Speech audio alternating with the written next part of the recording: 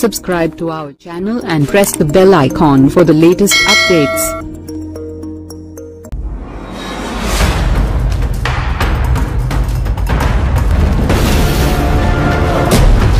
ఇప్పటికే తనదైన రీతిలో సత్తా చాటుకుంటున్న స్టార్ హీరోలు వాళ్ళని వాళ్ళు స్టార్లుగా ఎస్టాబ్లిష్ చేసుకోవడానికి ఆర్నెస్లు ప్రయత్నమైతే చేస్తున్నారు.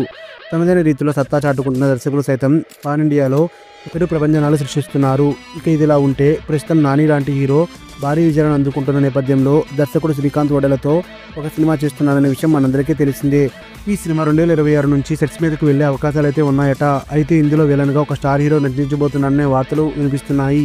ఈ విషయం మీద సినిమా యూనిట్ ఎలాంటి స్పందనను తెలియజేయనప్పటికీ సోషల్ మీడియాలో మాత్రం కొన్ని వార్తలు అయితే చక్కర్లు కొడుతున్నాయి.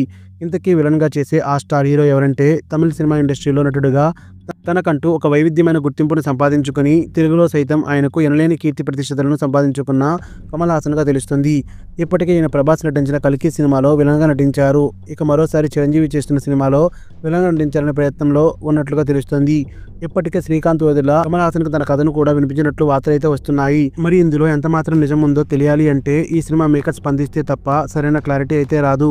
కమల్ హాసన్ కనుక చిరంజీవి సినిమాలో విలన్గా నటిస్తే మాత్రం ఆ సినిమాకు భారీ బజ్ అయితే క్రియేట్ అవుతుంది. చిరంజీవి హీరోగా వస్తున్న ఈ సినిమా భారీ రికార్డులను కూడా కొల్లగొడుతుందని చెప్పడంలో ఎంత మాత్రం అతిశయోక్తి లేదు.